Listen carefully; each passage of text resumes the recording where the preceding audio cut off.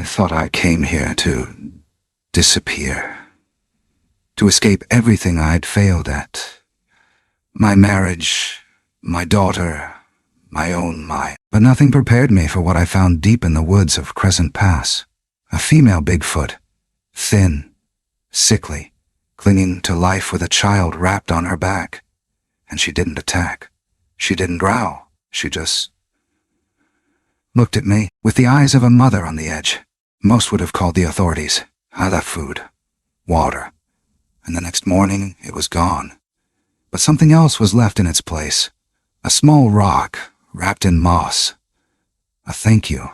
She wasn't a monster. She had scars, human scars. Clues of captivity, of failed experiments, of being loved once, then discarded like trash. And yet, she still fought to live for her child. I know what that feels like. My name's Eli Mercer. I lost custody of my daughter 6 months ago. I've been numb since. But somehow, this creature, this mother, reminded me what it means to care, to protect, to show up, not with words, but with presence. This isn't a story about monsters. It's about loneliness, about survival, about a man who failed as a father, learning to love again through something not even human. And if you've ever felt forgotten, maybe the story is for you. I didn't come out here to save anyone. I just needed somewhere the past couldn't follow. The road stopped having streetlights about 20 miles back. My phone had no signal.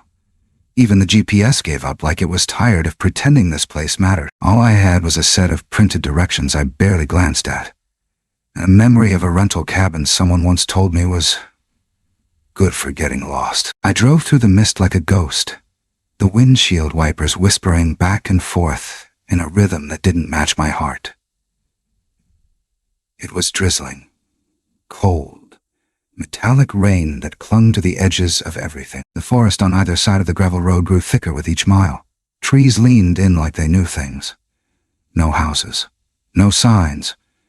Just me and the steady sound of tires grinding over damp rock. The last turnoff wasn't marked. I almost missed it. It was barely a path.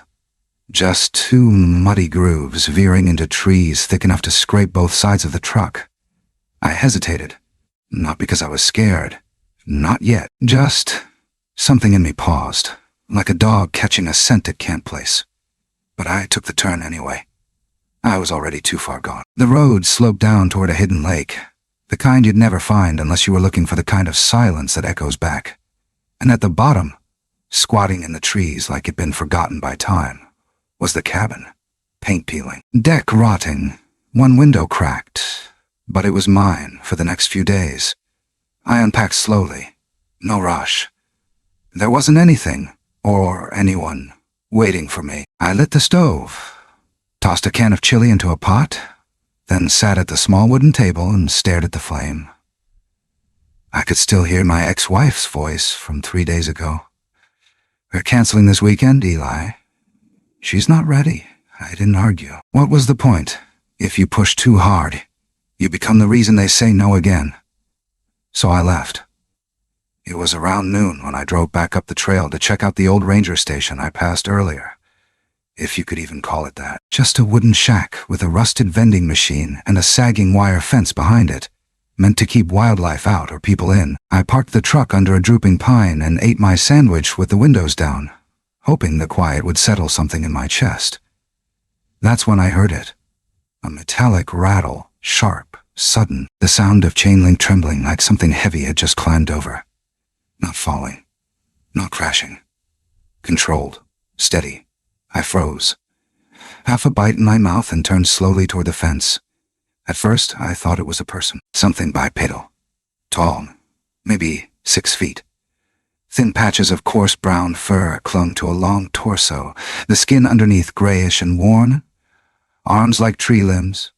Legs bowed, knees locked, each step deliberate. Then I saw the shape on its back, wrapped in something that looked like shredded cloth.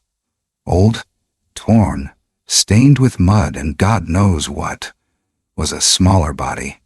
Limp, head slumped, barely moving if at all. I didn't breathe. The creature, if that's even the right word, didn't snarl, didn't growl. It didn't even flinch when it noticed me. It just stood there, a few yards past the fence, staring. Not aggressive, not afraid. Just there, and I stared back. My brain scrambled to find a box to put it in. Bear? No. Ape? Too human. Costume? God, I wanted to believe that. But my gut knew better. Then I saw it more clearly. Its eyes. Not glowing, not monstrous. Just tired. There was something female in its frame. The wide hips, the heavy, careful way it shifted weight with the child still secured to her. And on her shoulder, just beneath the strap of that makeshift sling, I saw it. A wound. No, not just a wound. A bite. Deep, fresh. The kind that leaves meat torn and nerves twitching. But she wasn't limping, wasn't wincing, wasn't avoiding it. She wore it like a scar that belonged to someone else. And the bite, God help me. It was too small to be from a predator, too precise. It looked like it came from the very thing she was carrying. Something in my stomach dropped. I didn't move. Neither did she. The air between us felt thick, like rain suspended in glass. A gust of wind brushed through the trees, rattling leaves, and making the fence whine again. Then, like it had simply finished what it came to do, she turned.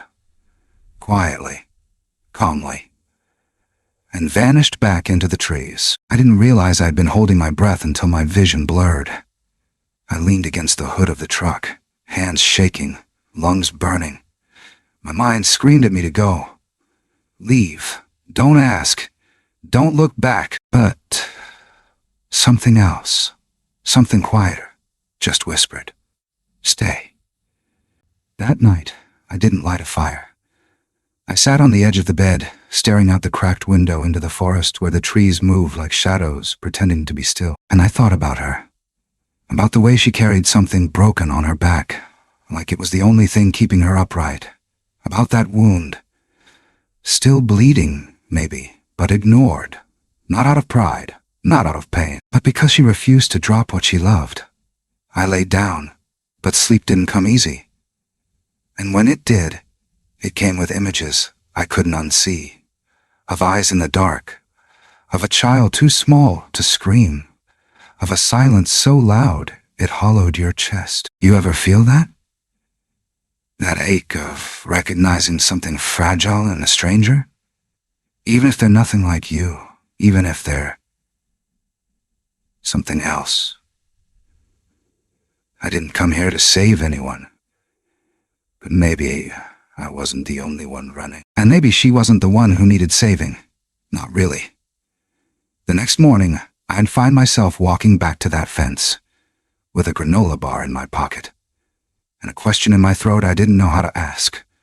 But that was tomorrow. Tonight, the rain hadn't stopped, and I couldn't stop seeing her eyes. I didn't sleep well that night. Every time I drifted off, I'd wake up slick with sweat, my heart pounding like someone was knocking from the inside. I saw her again. Her. The thing. The mother, moving through fog that had no source. Her silhouette half lit by moonlight that shouldn't have been there. And in my arms wasn't my daughter anymore, but the small limp shape wrapped in rags, pressing its fevered face into my chest like it recognized me. It cried like a child. Not just noise. Grief. Real. Human. I woke up shaking. It was early morning. Sky a dull gray. You could hear the trees breathing if you listened long enough. How they creaked, flexed, whispered to each other in wind too soft for flags. I made a cup of bitter coffee and stood on the porch with my eyes fixed on that trail I shouldn't be walking down again. But I did. Same path. Same fence. Same eerie quiet. Except this time, I brought something with me. 2 protein bars, a bottle of water, and a half-laughed at instinct that whispered, "You owe her." I left the food near the same post I saw her lean against. Didn't wait, didn't call, just walked back slowly, feeling like I was being watched the whole way up the trail. And I was. I just didn't know from where yet. Later that afternoon, Clouds rolled back, and sunlight poured through in streaks like some kind of stage lighting. That should have brought comfort, but it didn't. The woods don't feel safer in the daylight. They just get quieter, like everything's holding its breath. By dusk, I was back on the porch again. Beer in hand, legs aching, mind drifting. That's when I heard it. Crunching, low, cautious. Not far from where the trees thinned out toward the road. I didn't move. Didn't stand. I just watched. She came into view like a shape easing out of memory. Like she'd always been there, just waiting for the script to catch up. Her walk was slow, dragging one foot slightly behind the other. And like before, she had the bundle on her back. That bundle didn't stir. She moved toward where I'd left the food, knelt, not like an animal, but like someone trying not to wake a child. She unwrapped the bars with long fingers, ate slowly, mechanical. And the bottle. She sniffed first before letting it pass to her lips. Like she remembered what plastic was, but didn't trust it anymore. She didn't look up, not once, until the paper. She took the napkin I'd wrapped the bars in and sniffed it, then bit into it. Ate it like it was food. Like maybe it had flavor. Like maybe she'd eaten worse. I couldn't breathe. She didn't drop the child. Never adjusted it. Never shifted weight or checked for comfort. Just bore it like she was carved for this. Like it was all she knew how to carry. And then she was gone. Back into the trees. Just gone. I walked out a few minutes later. Knees weak, legs stiff. I don't know what I expected to find. Nothing, probably. But I needed to see the spot, maybe hoping for a footprint or something more human. What I found stopped me cold. The napkin was gone. The wrappers, too. But something else had been left behind. A faint trail of dust where the smaller body had shifted on her back. Enough to catch light.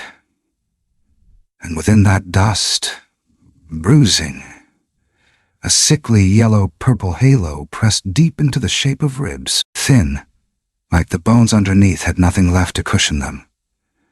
I didn't move for a long time. Later, I found myself sitting back at the cabin, flipping through old photos of my daughter. Ones I hadn't deleted, ones I hadn't dared to open in months. Birthdays, soccer games, that trip to the aquarium where she wouldn't stop staring at the octopus. And that's when it hit me. The fabric. I'd seen it before. Something about the way it bunched at the seams. Not just torn cloth. Not moss. It was cotton. Printed. Bright colors faded now. But still visible. I zoomed in on one of the photos. My daughter, maybe 4 at the time, was wearing a shirt. Bright green. A goofy dinosaur holding a spoon with the words, "Roar means feed me." My stomach turned. The cloth wrapped around the small one. It was that same type of shirt. Same dinosaur. Same brand. I remember the damn thing came from Walmart. I bought it when I was still allowed to pick her up on weekends. This wasn't forest material. This wasn't scavenged. It was worn. From a house. From a drawer. From somewhere with closets and walls and pictures on the fridge. The thing she carried wasn't born out here. It lived somewhere once. Had a bed. A room. A name. Now it was just ribs and rags and silence. I stayed up most of that night staring out the window. Every shadow looked like it could breathe. Every gust of wind felt like a whisper in a language I wasn't supposed to understand. At one point, I heard something again. Not footsteps, not howls.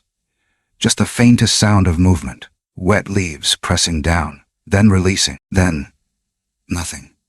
I didn't go out. Not because I was scared, but because I wasn't sure what would hurt more. Seeing her again or not. You ever feel that kind of helplessness? The kind that curls up behind your ribs and just stays there heavy and useless. That was me. Watching the dark. Listening to nothing. and holding on to the sick realization that whatever that thing was, whatever she is, someone left her behind. Someone left them behind. And tomorrow, I knew I'd go back again. I had to. Because whatever she was still showing up. And I couldn't pretend I hadn't seen her anymore. The first time I went back with more than food, I didn't tell myself why. I just did it.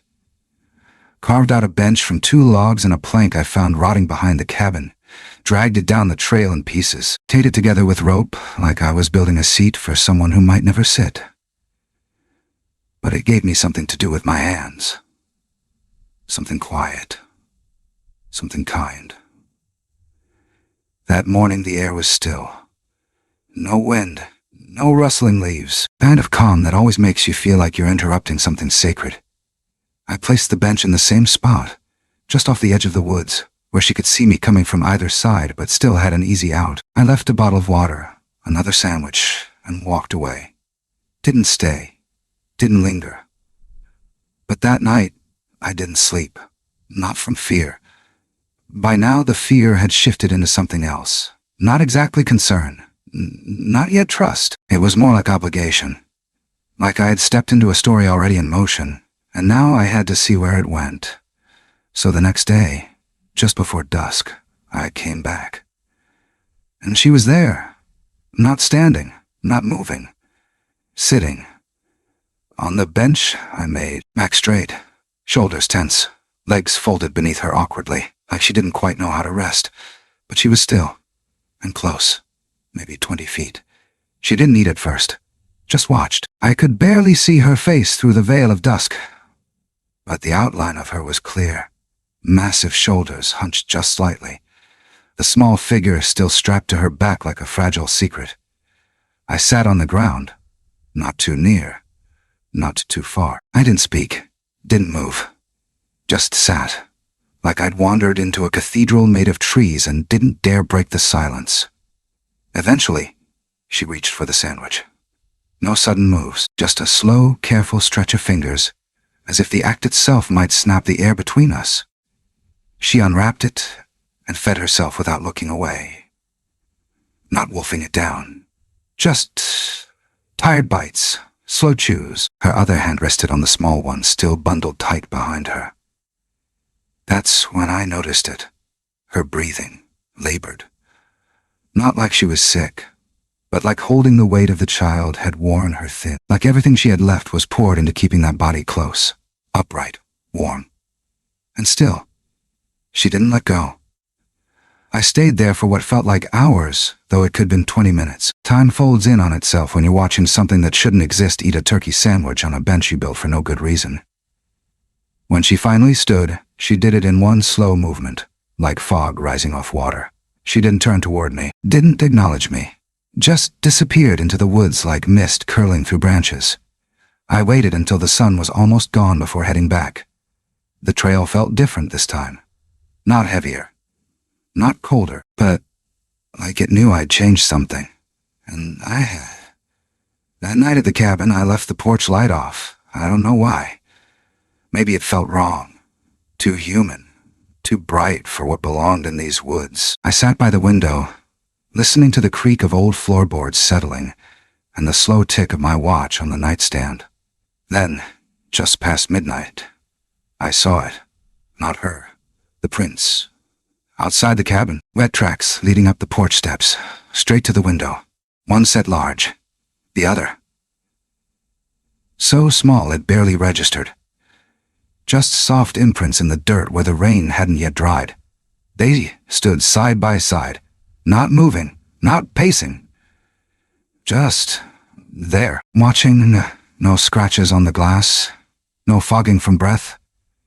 Just the faint weight of something having been there for a long, long time. I opened the door slowly. Nothing moved. But the tracks were still fresh. The larger ones pressed deeper into the boards. The smaller ones nearly vanished beneath them, like they'd been carried, set down, made to stand. I didn't follow them. Didn't step off the porch. I just sat down on the top step, barefoot, arms resting on my knees, and whispered. I couldn't protect mine, I said, voice low like a prayer. Not when it counted. But I see you. I see what you're doing. And if there's anything left in me that still counts as decent, I won't leave you out here alone." The words felt stupid as soon as they left my mouth. Who was I talking to? A thing I didn't understand, a creature that may not even think like we do. But somehow, it didn't matter. I think she heard me. I think that night, in whatever way she could, she answered. Because when I went back down the next morning, the bench wasn't empty. The sandwich was gone. The water bottle drained. And in its place, tucked carefully on the bench, was a small, smooth stone, washed clean, warm from the sun, placed dead center like a message in a language I hadn't learned yet but wanted to understand. And I sat beside it, not to eat, not to talk, just to be there. Because sometimes showing up is the only thing that keeps something alive, and I think maybe she needed to see that I would, even if it meant standing still in a place that felt like it forgot the world a long time ago. That night I locked the door but left the window open, and somewhere in the dark, I imagined her standing just out of view, holding a child that wouldn't wake, listening for the one voice that hadn't tried to trap her or chase her down. I didn't know it then, but something between us had shifted, and what waited in the trees wasn't just fear anymore. It had been 4 days since the bench, 3 since the stone, and something in me had shifted. I wasn't checking the woods anymore out of fear or curiosity. I was doing it like a habit, like a parent leaving the porch light on, hoping someone makes it home. The woods were starting to feel familiar.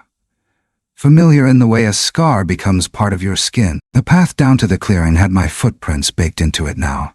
My boots made the same sound against the same patch of root every time I passed. But that morning I took a different route. I don't know why. Maybe I needed to see something else. Maybe part of me just couldn't keep walking the same loop waiting for something to fall apart. I went deeper. Off trail. South, I think. Compass didn't matter out there. The sun was too shy. The trees too thick. Every direction looked like the same shade of forgotten. I moved slow, careful, pushing aside thorny brush and old spider webs, the kind that stretch long like they're waiting to catch something bigger than flies. And that's when I saw it.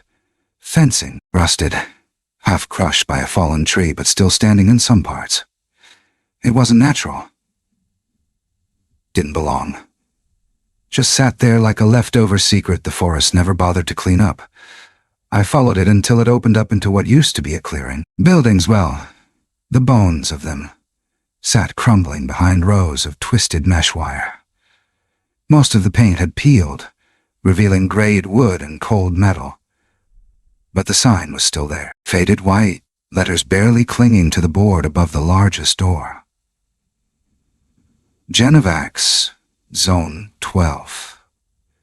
The kind of name that didn't say anything out loud but screamed if you were paying attention. I stepped inside what looked like an old animal holding station.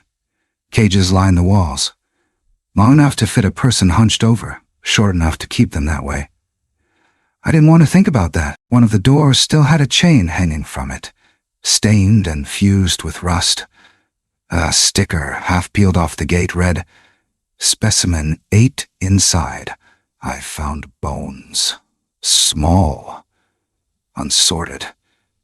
Couldn't have been raccoon. Could have been squirrel." But then I looked up on the wall above the cage. Drawings. Childlike. Crayons or markers or something similar. Paper yellowed from age, taped side by side in a messy mosaic. Animals. Forests. A crude drawing of something tall with long arms and fur that stuck out like spikes. And beside it, a smaller one. Same shape, just less of it. A large circle with a smaller one riding on its back. Both had big, round eyes, the kind kids draw when they don't know how to make something look kind. So they just make it look open. I touched one of the pages without thinking. The corner disintegrated. I kept moving. In the far back of the building, I found a metal basin built into the floor, like a giant surgical sink. Dried stains curled along the rim like shadows that didn't want to leave. I don't know what made me lean closer. Some sick part of my brain, maybe. But I did. And there, pressed into the steel, smudged but still visible, was the shape of a hand. 5 fingers, longer than mine. Tips darkened like claws. The print had streaks around it, like something had been dragged from that spot. Not an animal. A mother. I stepped back. My stomach twisted, like something heavy was sitting behind my lungs. And that's when I saw her. Not inside, not close, just through the slats of the back wall, barely visible in the tree line. She wasn't watching me. She was kneeling, still, silent. Her shoulders sagged like she was crumbling in slow motion. Her head bowed, arms hanging loose at her side. Her back didn't move. No breathing, no shifting.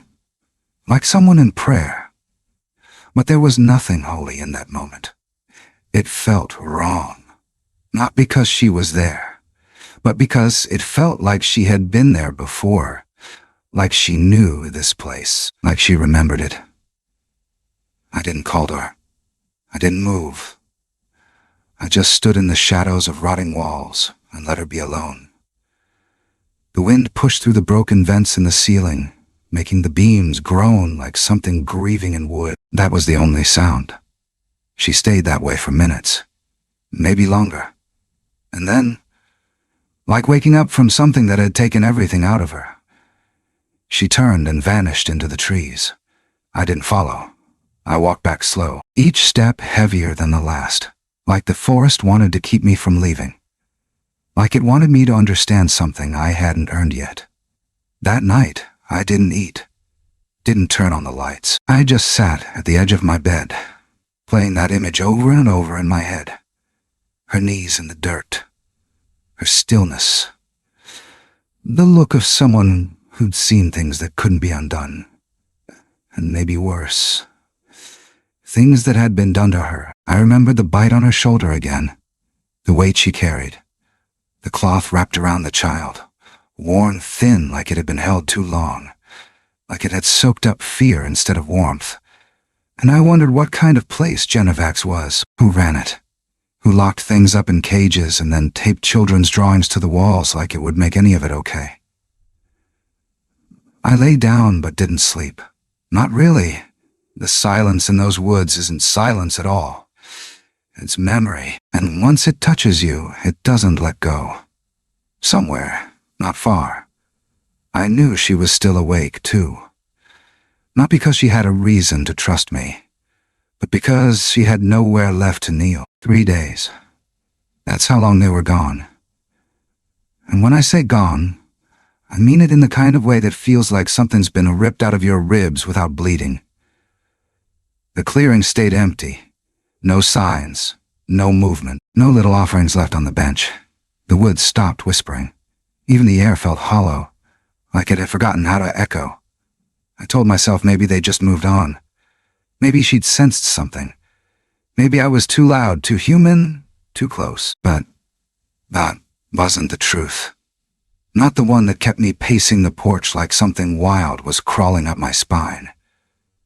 The truth was, I knew something was wrong. Day 1, I waited near the bench longer than I should have. Sat there till my legs went numb and my thermos ran dry. Day 2, I walked the perimeter, called out. Not in words, just sounds. Soft noises, whistles. A hum like the lullaby I used to sing when my daughter was small and feverish. The wind took it. Nothing came back. Day 3, I snapped. I set up 2 trail cams. Old gear I kept from a failed bear hunting phase years back. One pointed at the bench, one aimed at the trail that circled behind it. I rigged them to run on motion, low light mode, silent trigger. I didn't care if it worked perfectly. I just needed to try. That night I barely blinked. Sat in the dark with no TV, no phone, no books, just silence. It was the kind of quiet that gets inside your mouth. Dry, bitter. It made me want to scream. Just to prove I was still there. Just after midnight, the rain started. A soft, steady tap across the roof, like fingers drumming against a coffin. I waited. Waited for something to happen. For a sign. A sound. I kept one hand on the flashlight, and the other on my chest, like I could physically hold the ache down. And then I heard her. Footsteps. Heavy but slow. Wet soil. Shifting leaves. My heart kicked into gear. I didn't even think. I was out the door before the second step. She stood at the edge of the clearing, just where the trees began to curve inward. She wasn't walking. She wasn't hiding. She was cradling. Her arms held the bundle now, not her back. Both hands cupped around it like she was holding something breakable. Her head bent low, forehead nearly touching the top of the child's head. I stepped toward her, slowly. She didn't flinch, didn't run. Her fur was soaked, clinging to her in long, dark lines. Her knees buckled, and she dropped into the mud like her bones had lost their fight. The rain didn't stop. It just softened, like it knew how fragile the moment was. I crouched down maybe 6, 7 feet from her, closer than ever before. She opened her arms, not wide, just enough, and placed the bundle on the ground between us. I didn't move at first. The cloth was soaked, stained, wrapped so tight it was hard to tell where the child began. But then it shifted, just barely. A breath so faint I thought I imagined it. I reached forward slowly, palms up, like offering prayer. My fingers brushed the cloth, warm but fading. I unwrapped the corner gently, revealing a small patch of fur matted with sweat. The child's chest was rising, barely, but it was there. No sound, no cry. Just breath, weak, struggling. My voice cracked when I said it. Soft, almost broken. She's still breathing. I looked at her, at the mother. She didn't nod, didn't cry. She just looked at me with something that wasn't fear, wasn't anger. It was surrender, a kind of exhausted trust. She placed one hand on the child's chest, then slowly, deliberately pushed it toward me. That motion broke me. I lifted the small body into my arms, felt its weight, too light. Skin beneath the fur stretched thin, brittle. Eyes closed tight, no whimper, no flinch. I pulled the child close to my chest, let the heat from my body pass into her. Then I looked back at the mother. You shouldn't trust me. I whispered, you don't know what I failed before. She didn't respond. She didn't need to. Her eyes said it all. She wasn't giving up. She was giving over, because she had nothing left to give. I carried the child back to the cabin wrapped in an old flannel in my jacket. Rain soaked through both by the time I got inside. I didn't stop moving. Grabbed towels, a space heater. Every clean shirt I had. I held her against my chest while I wiped her down with slow, careful hands. She was running cold, skin shivering under damp fur. I found an old bottle of powdered formula in the emergency kit. Expired, but better than nothing. I mixed it with bottled water, warm as I could get it without scalding. Tried a spoon, a syringe, anything. She wouldn't take it. Not yet. But she was breathing. I rocked her like I used to rock my own. Tried to keep my breathing steady. My hands didn't stop shaking. When I turned toward the window, I expected her to be gone. But the mother was still there. Standing in the rain, watching. Her arms empty. But not her eyes. They were full. She didn't come closer. She didn't need to. She'd done something impossible. Placed everything she had left into someone else's hands. And trusted it might live. I didn't sleep that night. I sat with the child tucked against my chest, my back against the wall, my fingers stroking what little warmth I could into her spine. The rain kept falling. But inside, something else had started to rise. Not hope. Not yet. But maybe. The beginning of it. I didn't leave her side for the first 24 hours. Not even to sleep. Not to eat. I'd never watched something so small fight so hard just to keep breathing. Her chest would rise just a little, then pause for too long, like her lungs weren't sure they were still allowed to try. Every now and then, her fingers twitched, just once, then went still again. The only thing that kept me from falling apart was the warmth I started to feel in her core by the second night. It was faint, barely there, but real. By the third day, she opened her eyes. Not all the way, not for long, but enough. They were black and glassy and wide, the way newborns look when they haven't quite figured out if the world is a place worth staying in. She blinked once, slow, unsure, and looked straight at me.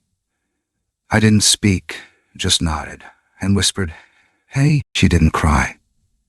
Not even a whimper. Just curled deeper into my chest like I was something soft and safe. And for the first time in a long time, I let myself believe maybe I was. From that moment on, the three of us settled into a rhythm. I stopped locking the door at night. I stopped waiting for the other shoe to drop. Shade, that's what I started calling her in my head, never came all the way in. But she stayed close. Always somewhere just at the edge of the tree line. I'd leave food on the porch, sometimes extra towels, sometimes old socks, even little things like Band-Aids or a bar of soap. Things I knew she might not understand, but maybe she'd know what to do with.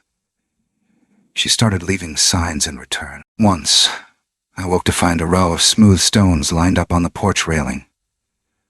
Another time, she left a bundle of bark peeled into strips, soaked with something that smelled like pine and clay.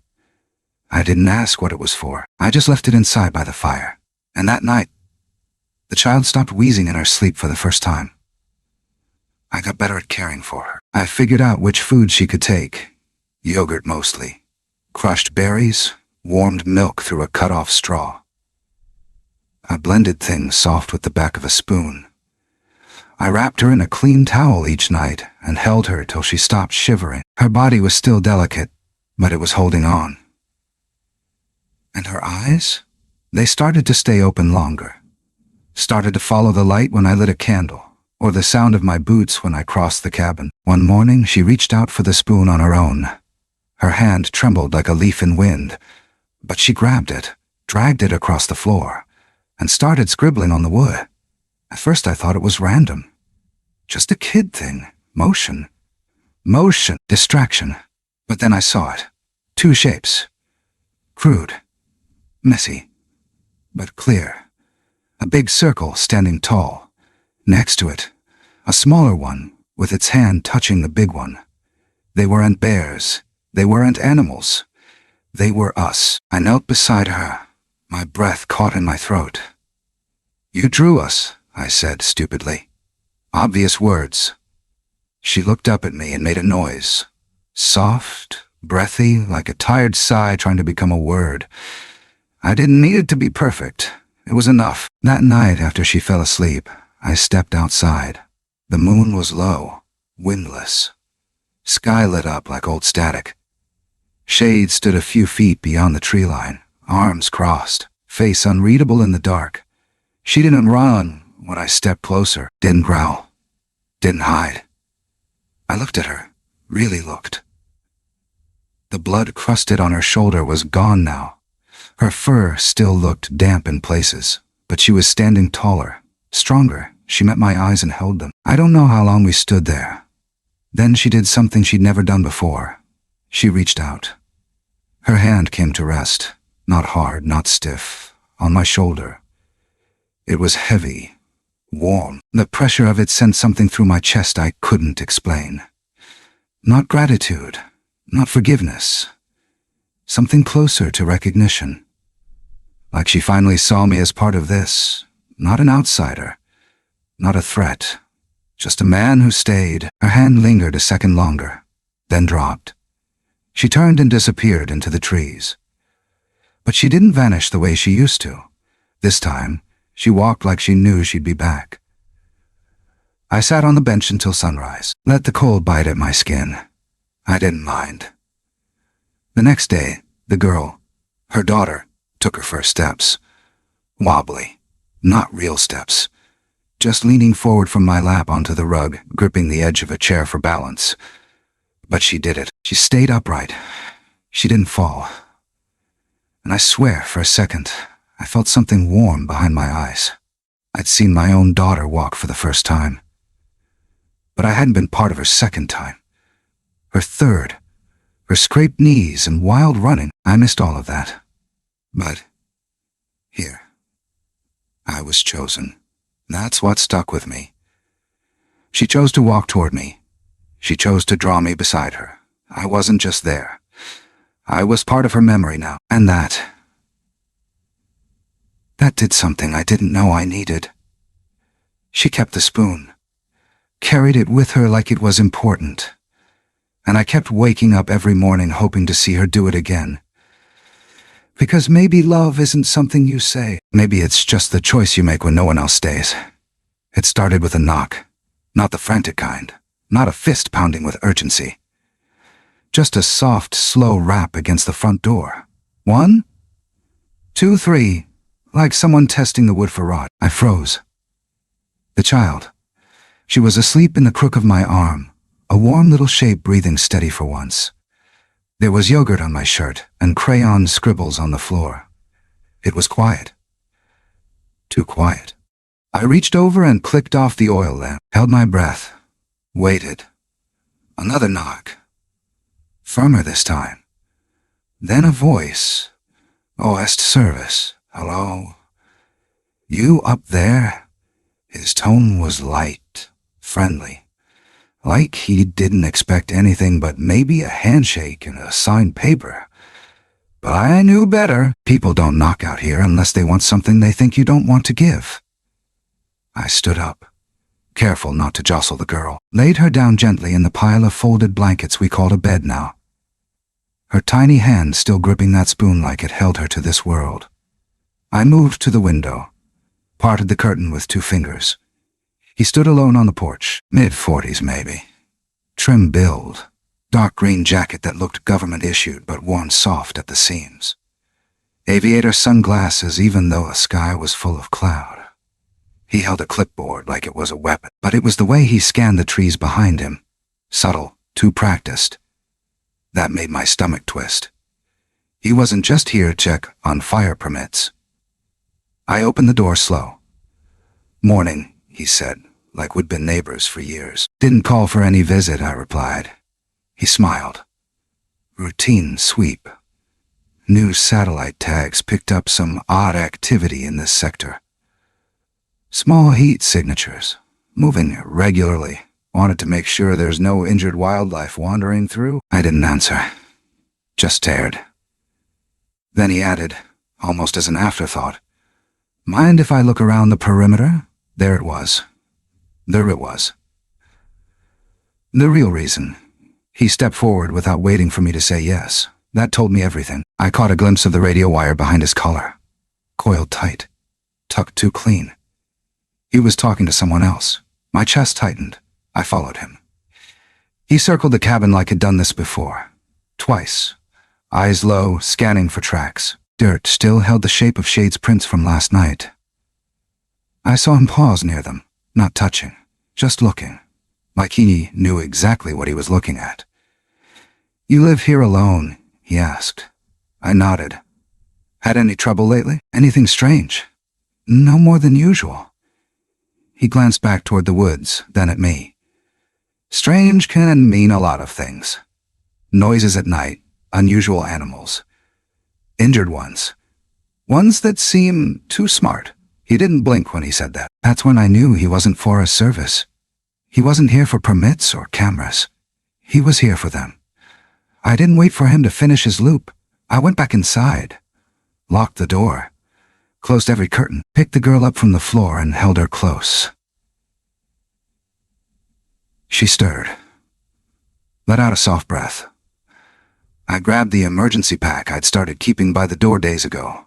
Formula, bottled water, bandages, towels, my truck keys. My boots were wet before I hit the steps. Shade was already there. She stood just beyond the brush line, halfway between shadow and panic. Her eyes darted behind me before they locked onto mine. I didn't need to say a word. She knew. She'd felt it in the ground before I ever opened the door. I motioned with my head. "We're leaving." She hesitated. One long second. Then nodded. I opened the truck bed, set the girl down inside, wrapped tight in a flannel and the thickest towel I had. Shade climbed in next. She crouched low, wrapped herself around her child, keeping her head down even though every part of her looked like it wanted to roar. I slid into the driver's seat, fired up the engine. That's when the man reappeared in the mirror, middle of the trail, alone again. Hand on his hip, not waving me down. Just standing there, like he was daring me to try. I pressed the gas, didn't floor it, didn't swerve, just steady. He stepped aside, watched us pass, didn't smile this time. I didn't let myself breathe until we hit the main road. Asphalt under tires never felt so unnatural. The girl was still asleep in the back, cradled against her mother's side. Shade hadn't spoken. Not that she ever did, but she touched the window once. Just once. With a finger coated in dirt, she traced something on the glass. A shape. A heart. Crude. Crooked. But there. I didn't say anything, just kept driving, and whispered more to myself than anyone. I lost mine once. I won't let another be taken again. Not from her. The road wound ahead into the dark, pines on either side like silent witnesses.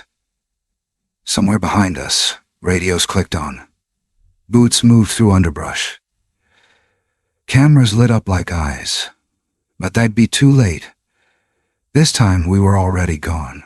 It's been 9 months now. The cabin's no longer mine. I left it behind like a skin I had to shed. But sometimes I still hear its floorboards creak in my dreams. That place. It saw me for who I was. And for who I became. It held a secret that didn't belong to the world beyond the trees, and it let me carry it. Now I run a wildlife rescue out near the Blue Ridge foothills. Not much more than a collection of kennels, old barns, and a prefab trailer with leaky window. We take in the broken ones. Birds with clipped wings, foxes hit by trucks, a coyote with 3 legs and a temper. Nobody really asks why I do it. Maybe they just see what I'm trying to fix and figure I'm trying to fix it in myself, too. Every morning I wake up to the same routine. Coffee on the porch, check the pens, feed the animals, sweep the dust. But some mornings, something small and strange shows up just outside the gate. A stone shaped like a tear, a bundle of fur knotted into a spiral, pine cones stacked like fingers reaching for the sky. And once, a branch bent into the shape of 2 figures. One tall, one small, holding hands. Always left before dawn. Always placed gently, deliberate. She never stayed, but I knew it was her. You don't forget the way someone disappears into trees. That kind of silence carves itself into your bones. It becomes part of your hearing, like a tone you can't unring. Every now and then, I'll turn just fast enough to catch the edge of motion, a shadow slipping between trunks, eyes reflecting something more than animal instinct, watching, waiting. Not because she's scared, but because she knows we've already said everything we needed to without words.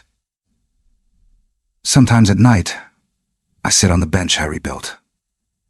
It's the same shape as the old one, same wood, sanded softer. It faces west, toward the trees. Toward the past, there's a plaque on it now. Not fancy. Just carved by hand, stained from weather, screwed into place with the same care I'd give to glass. It reads, "To those who carried love when they had nothing else, I saw you." I don't expect anyone to understand what it means. Not really. I didn't write it for them. I wrote it for her. For the girl. For the weight they bore together. And the way they never asked for anything in return. One evening, not long ago, the cameras caught something. I didn't see it live. I found it the next morning, while reviewing the feed for a raccoon that kept chewing through the chicken wire. It was brief. 1 frame, maybe 2. Grainy, but clear enough. At the top of the hill, just where the light bends over the ridge, stood a shape, tall, broad, carrying something small in her arms. The child not clinging anymore, not bundled or slumped, just resting, cradled. They stood there for a moment, facing the cabin, then turned and vanished back into the trees, like always. But it felt different this time, not like a warning, not like a check-in, more like a goodbye. And still, I don't think it was the last. I keep the back gate unlocked, just in case. I leave food out sometimes. Fruit, cloth scraps, little jars of honey, not because I expect her to take them, but because I expect her to take them. But because offering is part of the keeping. I used to think the world broke me, my marriage, the courts, the silence between me and my daughter. But now I know, what broke me wasn't the world. It was forgetting how to stay, how to sit in the pain and not run, how to be still with someone else's suffering and not flinch. And she reminded me how, without saying a single word. That kind of connection doesn't vanish. It lingers in the dust, in the wind that moves like breath through pines, in the way I still reach for the back seat when I brake too hard, just to check she's not there. I'll carry that. Because sometimes what you keep doesn't belong to you. Sometimes it's what's been entrusted. And if I ever hear another knock at my door, 3 slow raps, nothing urgent, I'll know not to ask who it is. I'll just open it and leave the light on, not because I expect them back, but because the world's a dark place for those who carry love with no map to follow. And someone, somewhere, should be willing to say, I saw you, I still do. Some stories aren't told because they're loud. They're told because they last, because they leave behind the kind of silence that echoes longer than sound ever could. The kind that doesn't ask for your attention. It simply sits beside you, quietly, until you notice what it's been trying to say all along. This wasn't a tale about monsters. It was about what we carry when no one's watching. About the weight of love when it has no name, no reward, no safety net. It was about the moment we choose to stay, not because it's easy, but because walking away would mean leaving something too sacred to abandon.